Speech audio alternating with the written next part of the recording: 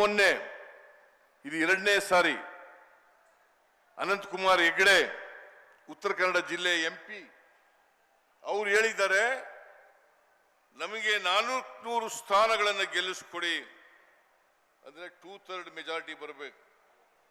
2/3 majority ಬಂದ್ರೆ ಸಂವಿಧಾನವನ್ನು ಬದಲಾವಣೆ ಮಾಡ್ತೀವಿ. ಯಾರು ಈ ಅನಂತಕುಮಾರ್ ಹೆಗಡೆ? ಕೇಂದ್ರದಲ್ಲಿ ಮಂತ್ರಿಯಾಗಿದ್ದವರು, ಈಗ ಸಿಟ್ಟಿಂಗ್ ಎಂಪಿ. ಅವ್ರ ಮೂಲಕ ನರೇಂದ್ರ ಮೋದಿ ಅವರು, ಅಮಿತ್ ಶಾ ಅವರು, ನಡ್ಡಾ ಅವರು ಅವ್ರ ಮೂಲಕ ಹೇಳಿಸ್ತಾ ಇದ್ದಾರೆ. ಹಿಂದೆ ಹೇಳಿದ್ರು ಮಂತ್ರಿ ಆಗಿರುವಾಗ, ಅವ್ರ ಮೇಲೆ ಕ್ರಮ ತಗೊಂಡ್ರ? ಅವ್ರನ್ನ ಪಕ್ಷದಿಂದ ಉಚ್ಚಾಟನೆ ಮಾಡಿದ್ರ? ಈ ಉಚ್ಚಾಟನೆ ಮಾಡಿದಾರ? ಅವರಿಗೆ ಪಕ್ಷದಿಂದ ಅಮಾನತ್ ಮಾಡಿದಾರ? ಇಲ್ಲ. ಅದರರ್ಥ ಬಿಜೆಪಿಯ ಇಡನ್ ಅಜೆಂಡಾ ಏನಿದೆ, ತೆಗೆದಾಕ್ಬೇಕು ಅಂತೇಳಿ, ಆ ಸಂವಿಧಾನವನ್ನು ಬದಲಾವಣೆ ಮಾಡಬೇಕು ಅಂತ ಇದೆ, ಅದನ್ನೇ ಬೇರೆ ಬೇರೆಯವ್ರ ಕೈಲೆಲ್ಲ ಹೇಳಿಸ್ತಾ ಇದ್ದಾರೆ. ಇದು ಬಿಜೆಪಿಯವರ ನಿಲುವು, ಅಚಲವಾದಂಥ ನಿಲುವು. ಅದಕ್ಕೋಸ್ಕರ ನಾವೆಲ್ಲ ದಲಿತರು, ಹಿಂದುಳಿದವರು, ಅಲ್ಪಸಂಖ್ಯಾತರು, ಬಡವರು, ಮಹಿಳೆಯರು ಈ ಸಂವಿಧಾನವನ್ನ ಉಳಿಸಿಕೊಳ್ಳಲೇಬೇಕು ಅಂತಕ್ಕಂಥ ಮಾತುಗಳನ್ನು ತಮಗೆ ತಿಳಿಸಲಿಕ್ಕೆ ಬಯಸ್ತಾ ಇದ್ದೇನೆ. ಸಂವಿಧಾನ ಉಳಿದ್ರೆ ನಾವೆಲ್ಲ ಉಳಿತೀವಿ, ಸಂವಿಧಾನ ಅಳಿಸಿದ್ರೆ ನಾವ್ಯಾರು ಕೂಡ ಉಳಿಯಲ್ಲ.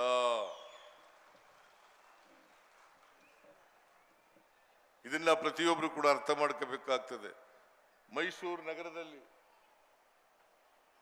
ಇಲ್ಲಿ ತನ್ವೀರ್ ಸೇಠ್ ಇಲ್ಲೇ ಇದೆಯಾ?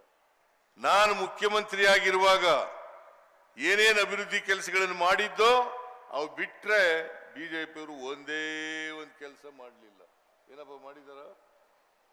ಏನೇ ಹರೀಶ? ಒಂದು ಕೆಲಸ ಮಾಡಲಿಲ್ಲ, ಒಂದು ಮಾಡಲಿಲ್ಲ.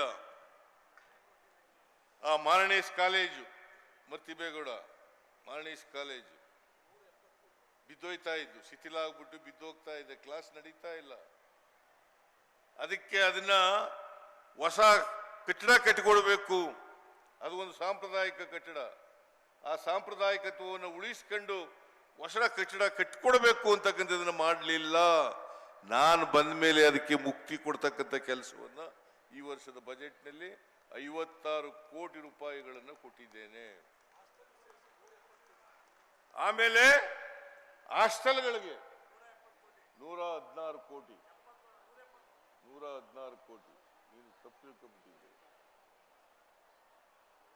ಮಹಿಳಾ ಕಲಾ ಕಾಲೇಜು ಮತ್ತು ವಾಣಿಜ್ಯ ಕಾಲೇಜು ಅವರ ಹಾಸ್ಟೆಲ್ಗಳಿಗೆ 116 ಕೋಟಿ ರೂಪಾಯಿಗಳನ್ನು ಕೊಟ್ಟಿದ್ದೇನೆ. 49 ಕೋಟಿ ಕೊಟ್ಟಿದ್ದೀನಿ. ಕಿದ್ವಾಯ್ ಹಾಸ್ಪಿಟ್ಲು, ಆಮೇಲೆ ಇದು ಎಂಥದ್ದು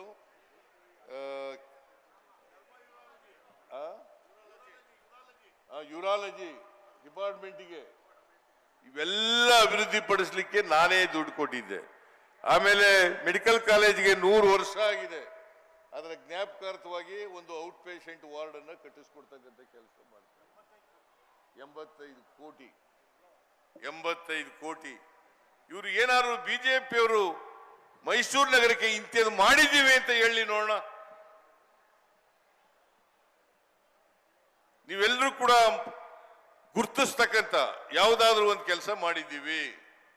ಏನು ಮಾಡಿಲ್ಲ 4 ವರ್ಷದಲ್ಲಿ. ಇವತ್ತು ಲ್ಯಾನ್ಸ್ಟೌನ್ ಬಿಲ್ಡಿಂಗು ನಾನು ಇದ್ದಾಗಲೇ ಮಾಡಿದ್ದು, ಮಾರ್ಕೆಟ್ಟು, ದೇವರಾಜ ಮಾರ್ಕೆಟ್ಟು, ಅವು ಸಾಂಪ್ರದಾಯಿಕ ಬಿಲ್ಡಿಂಗ್ಗಳು, ಅವುಗಳನ್ನ ಹೊಸದಾಗಿ ನಿರ್ಮಾಣ ಮಾಡಬೇಕು ಅಂತ ಮಾಡಿದ್ದು. ಇವತ್ತಿನವರೆಗೆ ಮಾಡಲಿಲ್ಲ. ಮತ್ತೆ ನಾನು ಈ ವರ್ಷದ ಬಜೆಟ್ನಲ್ಲಿ ಘೋಷಣೆ ಮಾಡಿದ್ದೇನೆ, ಲ್ಯಾನ್ಸ್ಡೌನ್ ಬಿಲ್ಡಿಂಗು, ಮಾರ್ಕೆಟ್ಟು ಇವನ್ನು ಕೂಡ ಘೋಷಣೆ ಮಾಡಿದ್ದೀನಿ. ಇವು ಆಗ್ಬೇಕಾಗಿರ್ತಕ್ಕಂಥ ಕೆಲಸನೂ ಅಲ್ಲ. ಇವೆಲ್ಲ ಕೆಲಸಗಳನ್ನು ಮಾಡ್ತಾ ಇದ್ದೀವಿ. ಕಾಂಗ್ರೆಸ್ ಸರ್ಕಾರ ಮಾತ್ರ ಮೈಸೂರು ನಗರವನ್ನ ಅಭಿವೃದ್ಧಿ ಮಾಡತಕ್ಕಂಥ ಕೆಲಸವನ್ನ ಮಾಡುತ್ತದೆ. ಬಿಜೆಪಿಯವರು 3 ವರ್ಷ 10 ತಿಂಗಳು ಬರೀ ಲೂಟಿ ಹೊಡಿತಕ್ಕಂಥ ಕೆಲಸವನ್ನ ಮಾಡೋದು. ಬರೀ ಲೂಟಿ. ಅದಕ್ಕೋಸ್ಕರನೇ ಅವರು ಲೂಟಿ ಹೊಡೆದಿರ್ತಕ್ಕಂಥದ್ದನ್ನೇ ನಾಗಮೋಹನ್ ದಾಸ್ ಅವರ ಅಧ್ಯಕ್ಷತೆಯಲ್ಲಿ ಒಂದು ಆಯೋಗವನ್ನು ರಚನೆ ಮಾಡಿದ್ದೀನಿ. 40% ಕಮಿಷನ್.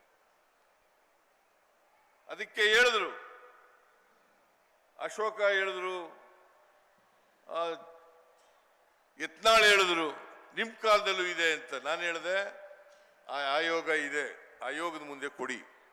ಯಾರು 40% ಕಮಿಷನ್ ತಗೋತಾರೆ ಅಥವಾ 50% ಕಮಿಷನ್ ತಗೋತಾರೆ, 30% ಕಮಿಷನ್ ತಗೊಂಡೋಗಿ ಕೊಡ್ರಿ. ಅದು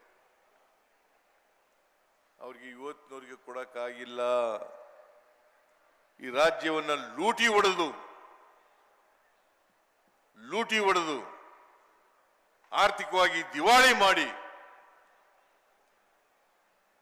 ಕರ್ನಾಟಕವನ್ನು ಹಾಳು ಮಾಡಿಟ್ಟು. ನಾವು ಬಂದ ಮೇಲೆ ಮುಂದಿನ ವರ್ಷಕ್ಕೆ ನಾನು ಬಜೆಟ್ ಮಂಡಿಸಿದ್ದೀನಿ. ಈ 5 ಗ್ಯಾರಂಟಿಗಳು 1,20,00,000 ಕುಟುಂಬಗಳಿಗೆ ಸಹಾಯವನ್ನು ಮಾಡುತ್ತವೆ. 1,20,00,000 ಸುಮಾರು 4.25 ಕೋಟಿ ಜನರಿಗೆ ಕರ್ನಾಟಕದಲ್ಲಿ 4.25 ಕೋಟಿ ಜನರಿಗೆ ಒಂದು ಕುಟುಂಬಕ್ಕೆ ಒಂದು ತಿಂಗಳಿಗೆ 4,000 ರಿಂದ 5,000 ರೂಪಾಯಿ ಸಿಗ್ತದೆ.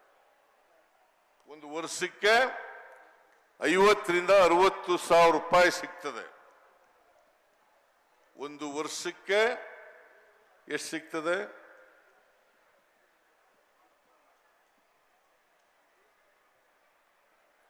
ನಾವು ಇವತ್ತು ಬಡವರ ಕೈಗೆ ದುಡ್ಡು ಕೊಡ್ತಕ್ಕಂಥ ಕೆಲಸವನ್ನು ಮಾಡ್ತಾ ಇದ್ದೀವಿ. ಕೈನಲ್ಲಿ ದುಡ್ಡಿದ್ರೆ ಕೊಂಡ್ಕೊಳ್ತಕ್ಕಂಥ ಶಕ್ತಿ ಜಾಸ್ತಿ ಆಗ್ತದೆ, ಆರ್ಥಿಕ ಚಟುವಟಿಕೆಗಳು ಜಾಸ್ತಿ ಆಗ್ತವೆ, ಸರ್ಕಾರಕ್ಕೆ ಆದಾಯ ಬರ್ತಕ್ಕಂಥದ್ದು ಜಾಸ್ತಿ ಆಗ್ತದೆ, GST ಬೆಳವಣಿಗೆ ಆಗ್ತದೆ, ವಾರ್ಷಿಕ ತಲಾ ಆದಾಯ ಜಾಸ್ತಿ ಆಗ್ತದೆ. ಇದಕ್ಕೋಸ್ಕರವಾಗಿ ನಾವು ಯೂನಿವರ್ಸಲ್ ಬೇಸಿಕ್ ಇನ್ಕಮ್ ತತ್ವದ ಆಧಾರದ ಮೇಲೆ ಜನರ ಕೈಗೆ ದುಡ್ಡು ಕೊಡ್ತಕ್ಕಂಥ ಕೆಲಸವನ್ನು ಮಾಡ್ತಾ ಇದ್ದೀವಿ. ಈ ವರ್ಷ ಸುಮಾರು 36,000 ಕೋಟಿ ರೂಪಾಯಿಗಳನ್ನು ಖರ್ಚು ಮಾಡ್ತಾ ಇದ್ದೀವಿ 5 ಗ್ಯಾರಂಟಿಗಳಿಗೆ. 36,000 ಕೋಟಿ. ಮುಂದಿನ ವರ್ಷ ನಾನು ಬಜೆಟ್ನಲ್ಲಿ ಹೇಳಿದ್ದೀನಿ, 52,009 ಕೋಟಿ ರೂಪಾಯಿಗಳನ್ನು ಮುಂದಿನ ವರ್ಷಕ್ಕೆ ಇಟ್ಟಿದ್ದೇನೆ. ಈ ಬಿಜೆಪಿಯವರು ಬಡವರಿಗೆ ಕೊಡ್ತಾ ಇದ್ದೀವಲ್ಲ ಇವೆಲ್ಲ ಅಂತೇಳಿ ಸಹಿಸ್ಕೊಳ್ಳಿಕ್ಕಾಗದೇನೆ ಸುಳ್ಳು ಹೇಳ್ತಾ ಇದ್ದಾರೆ. ಮುಂದಿನ ಚುನಾವಣೆ, ಲೋಕಸಭಾ ಚುನಾವಣೆ ಆದ್ಮೇಲೆ ನಿಲ್ಲಿಸ್ಬಿಡ್ತಾರೆ. ನಾನು ಹೇಳ್ತೀನಿ, ನೀವು ನಮಗೆ 5 ವರ್ಷದವರೆಗೆ ಅವಕಾಶ ಕೊಟ್ಟಿದ್ದೀರಿ. ಈ 5 ವರ್ಷಗಳ ಕಾಲ ಸಂಪೂರ್ಣವಾಗಿ ಮಹಿಳೆಯರಿಗೆ, ಬಡವರಿಗೆ, ದಲಿತರಿಗೆ, ಹಿಂದುಳಿದವರಿಗೆ, ಅಲ್ಪಸಂಖ್ಯಾತರಿಗೆ ನಾವು ಈ ಗ್ಯಾರಂಟಿ ಯೋಜನೆಗಳನ್ನು ಜಾರಿ ಕೊಟ್ಟೇ ಕೊಡ್ತೀವಿ ಅಂತಕ್ಕಂಥ ಮಾತುಗಳನ್ನು ಸ್ಪಷ್ಟವಾಗಿ ಹೇಳಲಿಕ್ಕೆ ಬಯಸ್ತೀನಿ. ಇದರಿಂದ ಯಾರು ಸಂಶಯ ಪಡಬೇಕಾದಂತ ಅಗತ್ಯ ಇಲ್ಲ. ನೀವೆಲ್ಲ ಕಳೆದ ವಿಧಾನಸಭೆ ಚುನಾವಣೆಯಲ್ಲಿ ನಮ್ಮ ಮೇಲೆ ನಂಬಿಕೆ ಇಟ್ಟು, ವಿಶ್ವಾಸ ಇಟ್ಟು 136 ಸ್ಥಾನಗಳನ್ನು ಗೆಲ್ಲಿಸ್ಕೊಟ್ರಿ. ನಾವು ಅಧಿಕಾರಕ್ಕೆ ಬಂದು ಇನ್ನೇನು 10 ತಿಂಗಳಾಯ್ತಾ ಬಂದಿದೆ. 10 ತಿಂಗಳಾಗ್ತದೆ. ಈ ಮುಂದಿನ 20ನೇ ತಾರೀಕಿಗೆ 10 ತಿಂಗಳು. ಈ 10 ತಿಂಗಳಲ್ಲಿ ಎಲ್ಲ ಗ್ಯಾರಂಟಿ ಯೋಜನೆಗಳನ್ನು ಕೂಡ ಜಾರಿ ಕೊಟ್ಟಿದ್ದೀವಿ. ನಾವು ನುಡಿದಂತೆ ನಡೆದಿದ್ದೀವಿ.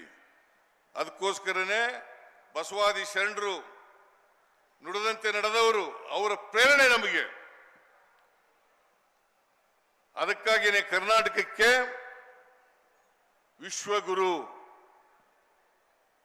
ಜಗಜ್ಯೋತಿ ಬಸವಣ್ಣವರನ್ನ ಸಂಸ್ಕೃತಿ ನಾಯಕ ಅಂತ ಹೆಸರಿಟ್ಟಿದ್ದೀವಿ. ಹಿಂದೆ ಯಾರು ಇಟ್ಟಿದ್ರ? ಯಡಿಯೂರಪ್ಪ ಇಟ್ಟಿದ್ರ? ಬಸವರಾಜ ಬೊಮ್ಮಾಯಿ ಇಟ್ಟಿದ್ರ, ನಿಜಲಿಂಗಪ್ಪ ಇಟ್ಟಿದ್ರ, ವೀರೇಂದ್ರ ಪಾಟೀಲ್ ಇಟ್ಟಿದ್ರ? ಇಲ್ಲ. ನಮ್ಮ ಸರ್ಕಾರ ಬಸವಾದಿ ಶರಣರು ನುಡಿದಂತೆ ನಡೆದವರು, ಸಮಾಜದ ಕನಸನ್ನ ಕಂಡಿದ್ದಂಥವರು, ಕಂದಾಚಾರ ಮೌಢ್ಯಗಳ ವಿರುದ್ಧವಾಗಿ ಹೇಳಿದ್ದಂಥವರು. ಅವರನ್ನ ನಮ್ಮ ಸಾಂಸ್ಕೃತಿಕ ನಾಯಕ ಅಂತ ಮಾಡ್ಕೋಬೇಕು ಅಂತೇಳಿ ತೀರ್ಮಾನ ಮಾಡಿ ಸಾಂಸ್ಕೃತಿಕ ನಾಯಕ ಅಂತೇಳಿ ಘೋಷಣೆಯನ್ನು ಮಾಡಿದ್ದೇವೆ. ಇದನ್ನ ನೀವೆಲ್ಲ ಅರ್ಥ ಮಾಡ್ಕೋಬೇಕಾಗ್ತದೆ. ಕಾಂಗ್ರೆಸ್ ಸರ್ಕಾರ ಏನ್ ಮಾತು ಕೊಟ್ಟಿದ್ದೋ ಅದರಂತೆ ನಡ್ಕೊಂಡಿದೀವಿ. ಹಿಂದೆನೂ ಕೂಡ ನಡ್ಕೊಂಡಿದೀವಿ. ಹಿಂದೆ 165 ಭರವಸೆಗಳು ಕೊಟ್ಟಿದ್ದು, 165ರಲ್ಲಿ 158 ಭರವಸೆಗಳನ್ನು ಈಡೇರಿಸ್ತು. ಈಗಲೂ ಕೂಡ ನಾವು ಏನ್ ಭರವಸೆಗಳನ್ನು ಕೊಟ್ಟಿದ್ದೀವಿ ಆ ಭರವಸೆಗಳನ್ನು ಈಡೇರಿಸ್ತೇವೆ ಅಂತಕ್ಕಂಥ ಮಾತುಗಳನ್ನು ಹೇಳಿ ಮುಂಬರ್ತಕ್ಕಂಥ ಲೋಕಸಭಾ ಚುನಾವಣೆಯಲ್ಲಿ ನಿಮ್ಮ ಆಶೀರ್ವಾದ ನಮ್ಮ ಮೇಲೆ ಇರಬೇಕು, ನೀವು ಆಶೀರ್ವಾದ ಮಾಡಬೇಕು ಅಂತೇಳಿ ನಿಮ್ಮೆಲ್ಲರಲ್ಲೂ ಕೈ ಜೋಡಿಸಿ ಪ್ರಾರ್ಥನೆಯನ್ನು ಮಾಡಿ ನನ್ನ ಮಾತುಗಳನ್ನು ಮುಗಿಸ್ತೇನೆ. ಜೈ ಹಿಂದ್, ಜೈ ಕರ್ನಾಟಕ.